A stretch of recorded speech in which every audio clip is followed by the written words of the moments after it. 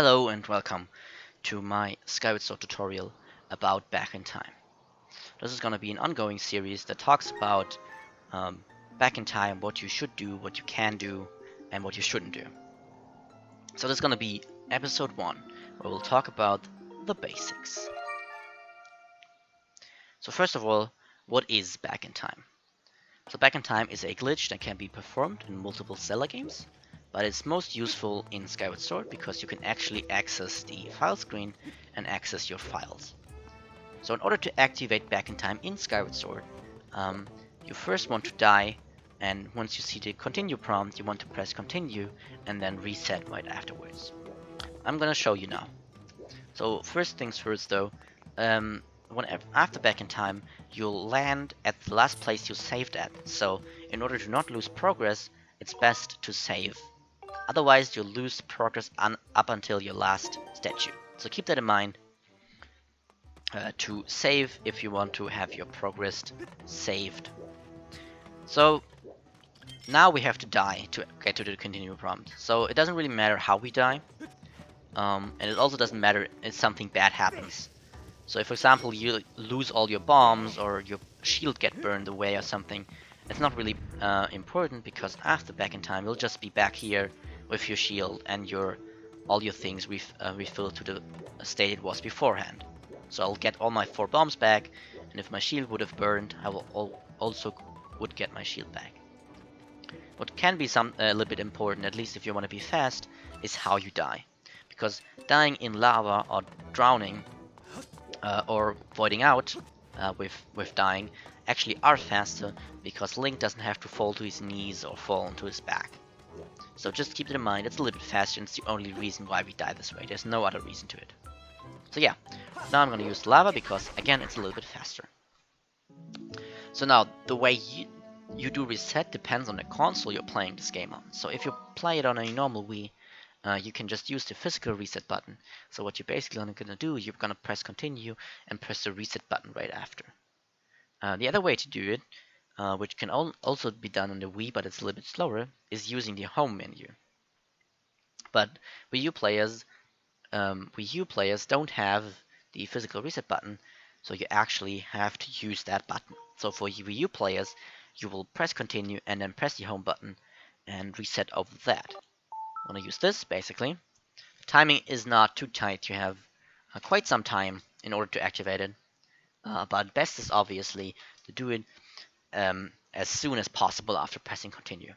And what basically happens now is the game wants to respawn Link because we press continue, but because we reset it, we'll actually be on the title screen map. So what ends up happening is that Link will get respawned on the title screen map.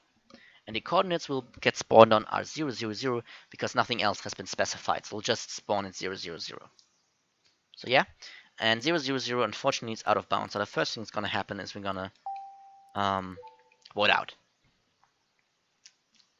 But luckily in Skyloft that's not too bad because in Skyloft you'll always get put back to the last jump of platform after you voided out.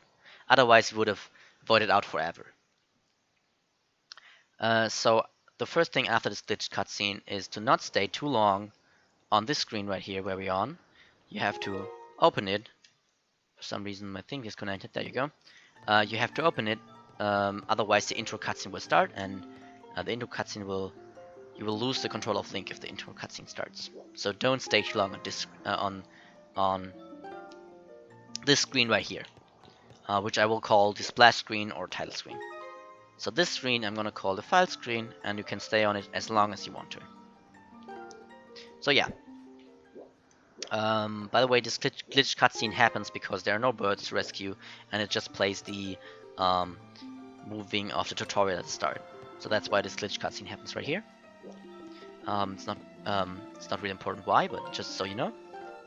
So first of all, I want to talk a little bit about what selecting a file means, because basically anything you're doing Back in Time, the first thing you're gonna see is have a certain file selected. So have file 1 selected or have file 2 selected. So the most obvious answer is obviously just opening it up. This is obviously selecting file 1.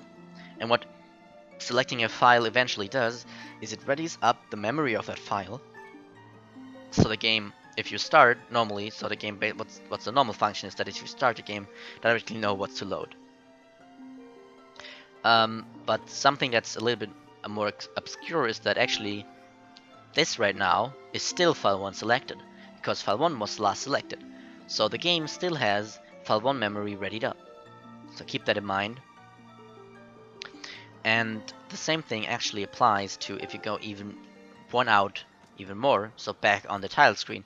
So right now you still only have file 1 selected. But keep in mind there's something important. If I now open the splash screen, I'll actually load my lowest file. So I'll lose file 1 and it will load my lowest file. So in my case it will load file 3, and if I had no file 3 it would load file 2, and if I had no file 2 and file 3 it would load file 1. So keep that in mind. The splash screen will select a file and it's gonna be the lowest on your order. So if the game says something like have file 3 selected, then you can just open the title screen and you have suddenly file 3 selected. Just keep that in mind. And sometimes it even doesn't say file 3 selected, it only says open splash screen, and which essentially mean have file 3 selected. But for many, they don't know about this, so they if they see file 3 selected, they will do this, which as you can see takes way longer. So yeah, it's a useful thing to know. So that's also why, since opening title screen will always ready up information, some backend times actually don't want to have any readied up information so that everything stays 0. In order to do that, I'm going to press minus, because minus is going to open up this vMotion Plus tutorial prompt. Obviously, we don't want to watch the vMotion Plus tutorial because that will take us out of backend time, but we can use this to avoid the intro cutscene and also to run, because now we can actually run while being on title screen. Otherwise, we would always open the title screen. So that's very handy, allowing you to run around in any shape or form. So whenever it says stay on the title screen for any period of time, always use the vMotion Plus tutorial. But keep in mind to not move to the right, otherwise you'll go over, or at least if you move to the right, do not press A. You can keep holding A, for example. And also the moment you open, you can directly press A and it will just not select anything. As you can see, I'm running, but I'm not. I didn't press anything. So yeah. After we talked about that, we're gonna talk a little bit more about back in time, because with back in time, since back in time is very crash heavy, we really have to talk about things that crash first of all. So the most important thing is to never open the map, because the map will always crash back in time. So in order to avoid that, never press plus when you see the symbol right here, the map symbol. If you see that symbol, do not press plus. And as well, later we'll see different occasions where the map shows up, so some intro cutscenes or other stuff, and all this stuff you obviously have to avoid, either by skipping it if you can, or by just going around it in some shape, in some way. So yeah, keep that in mind, do not open the map prompt. If you for some reason want to press the plus button, which is most of the time because you want to copy, you can do that in any cutscene. So every cutscene, or if text is displayed as well, there will be no map you can open, so in that case you can actually press plus in order to copy. The most convenient place to copy though will always be the glitched cutscene at the start, because in the glitched cutscene you don't have anything to do anyways, and most of the time the copies will be performed there. So keep in mind, if the glitched cutscene is up there, you can easily copy, but if for some reason you missed it or forgot it, or you want to copy anyways, you can actually just jump off the edge again to activate another glitched cutscene, which put you back to the last jump off to the nearest jump off platform. And now again I can copy. And also, as a note, this screen still is file 1 selected, so if something says have file 1 selected, you could also theoretically have this one up. And even selecting a file in the copy menu like this still selects file 1. So yeah, keep that in mind. Technically you can use this. It's gonna be rarely used in runs, There's only one thing we'll maybe talk about later. So the other place that actually is a cutscene, obviously there are a lot of cutscenes, but something that some people might not know to be a cutscene is actually the statues. So talking to a statue, as you can see, I lost it, so I can actually copy now. But for beginners, it would not be advised to use this. But just as a general information, if you ever have a lot of prompts on screen, one useful thing you can do is to press the down at D-pad and center your cursor, and that will actually remove the cursor, as you can see, from the prompt. But as you can see behind there, I can still move very slowly and try to run away from it. And if I'm lucky, as you can see, the behind thing doesn't get really reset. I can move very far to the right, as you can see. And the same thing is with going down. But obviously, as you can see, it's very hard to not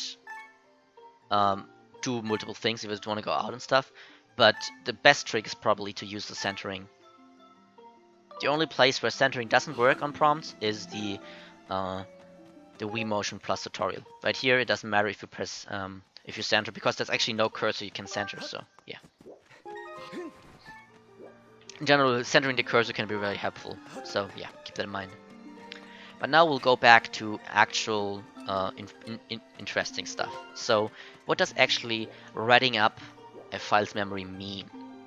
So by writing up, the game basically prepares any of these of your flags to be any of your memory to be read by the game. And the most obvious example is if you enter a loading zone. So whatever file you had selected when entering a loading zone determines what outcome you have on the other side. So what layer it will load, what stuff you'll have, and so on and so on. So the first type of flag I'm gonna introduce is gonna be the story flags. So those story flags are basically the main way of the game to determine layers and quests you have completed and game state in general. This is the most common thing to use. And it's also very important when it comes to loading stuff, because those story flags determine whether or not you'll have a certain layer. So if I enter with file 1 into the bazaar, I'll have all the stuff from file 1. So I'll have like the hero's tunic, and I'll have the goddess sword and stuff. But if I enter with file 2, for example, I'll just, since it's before the hero's tunic, I'll actually not have the hero's tunic, and I'll not have the sword. So keep that in mind. And the reason why I am not going into the bazaar right now is because I actually would have to leave it again if I want to show you more stuff, and leaving again would then load Skyloft. And the problem with Skyloft is that basically every Skyloft layer, except for 2, don't crash. And one of them is this layer right now where you're on. This is the title screen layer. But the bad thing about a title screen layer is that a title screen layer can never be loaded by story flags. It just gets forced onto us by resetting the game. So that's the only place you'll actually ever get to the title screen. So we cannot load this place. So if we leave this bazaar, the game will just crash because every other day layer crashes. And I'm just gonna, just as an example, I'm gonna show off what we have documented for layers. So this is Skyward Sword Zelda speedruns, and in the general information loading tab, you have these layers right here. The general stuff here right now, as you can see, the first things we will access in Back in Time and we'll talk about is these first things, but you obviously, these first things, so the Bazaar, Night Academy, and Skyloft, but you can actually read up on it if you want to. So talking about Skyloft layers crashing. So basically every layer crashes except for the tile screen layer we're on right now, and layer 2, which we actually can load, which is the night layer that is used for the fight chase. Just so you know, since Skyloft has day and night layer, we'll set it like this, because they're connected to one story event, both of these layers. So if you don't have anything, so before the next day layer, so before getting the hero's tunic or defeating in prison 1 or defeating in prison 2, you will always have the fight chase layer at night. So keep that in mind. Early game file before Hero's Tunic will always do. So all these other layers slightly crash because there's too much things to handle for Skaloft. So for the Knight Academy, the only layers that work are layer 1 and layer 2, so keep that in mind. And layer 3 and layer 4 always crash, so you also need a file before the Hero's Tunic. So for the Bazaar, every layer works, so you don't have to care about the Bazaar layer. Okay, let's get back to the game. So the next thing I'm gonna show you is I'm gonna show you how to sleep and how to reach the Knight Academy as well. So, and as well the goddess statue in that case. Actually, I don't know if I showed it already, but I think I didn't talk about it. But technically, yeah, we can also reach the goddess statue already, and there's again no layer crashes, so it doesn't matter which file you enter with. Good. Okay, so now we want to get to nighttime. So there is 2 different areas in Skaloft. There's one like left area here, and there's like a bridge over there, which is normally blocked at the start of the game. And the area over here, over the bridge, in order to sleep there, you don't need anything.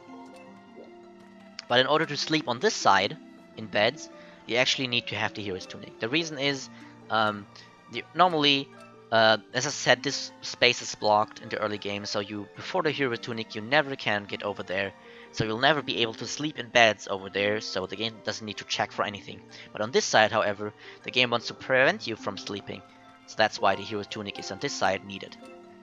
So I'm just gonna sleep on this side for now, just because I'm gonna show him why it's important what file you have selected when loading.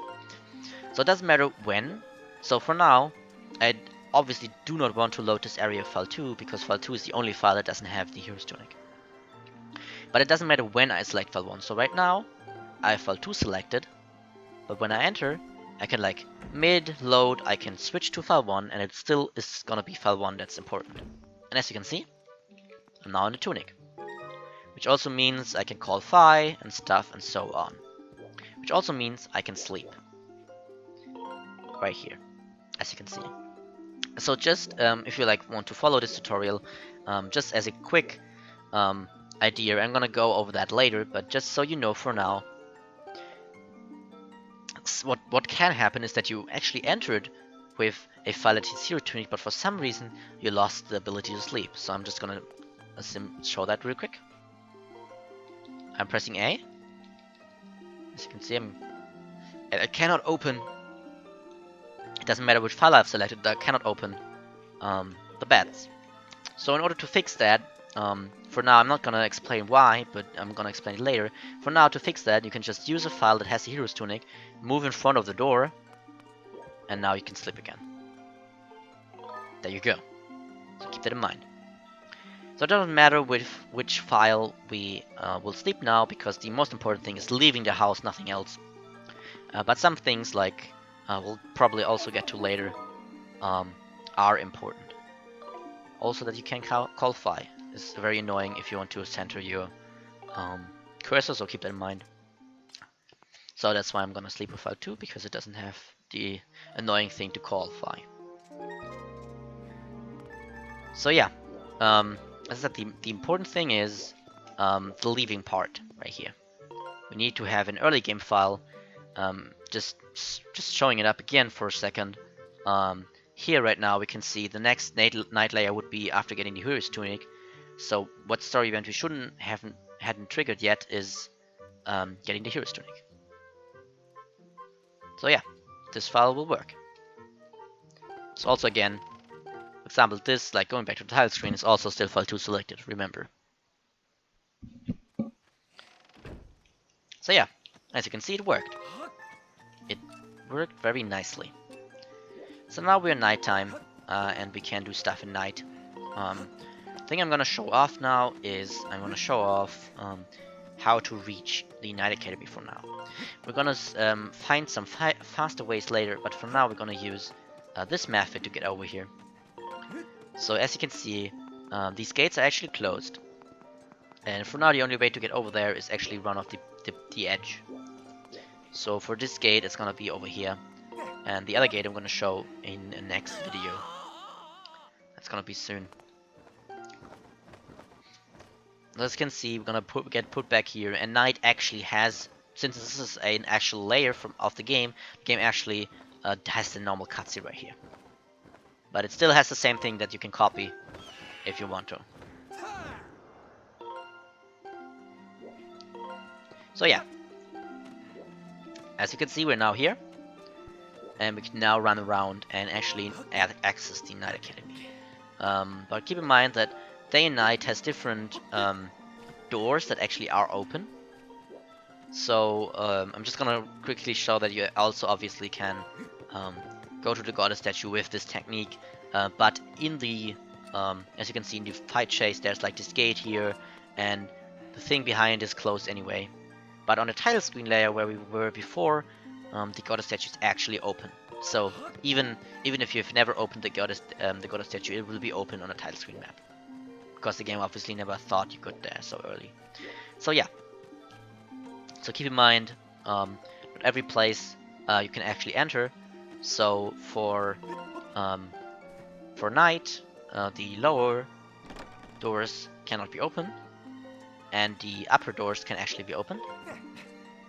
And for day, so for layer 28, for the title screen layer, it's just the other way around. Actually, for now we can actually never mind me. For now we can actually not enter the Night Academy at night. But we'll find ways to do that later. Just for now, we can't. But for later, for the day layer at least, we can actually open this door right here. But I cannot show that anymore because at least with this back in time, I would need to redo my back in time, because now I'm at night and I'll never get back to the title screen layer ever again. At least I'm gonna restart. So I think this is gonna be the most important parts for now. Just a quick thing, if you ever want to have crystals show up at night, you'll always have to sleep with a file that actually has Mat Patrol. So that goes for the house's crystals as well, for the outside crystals. But keep in mind, outside again, you also need to have Mat Patrol on a game, on a file before the hero's turning, because otherwise the game crashes. So yeah, I think it's gonna be it for now. I hope I explained a little basic for now. We'll go more in depth on the next videos. So hope to see you soon. Bye.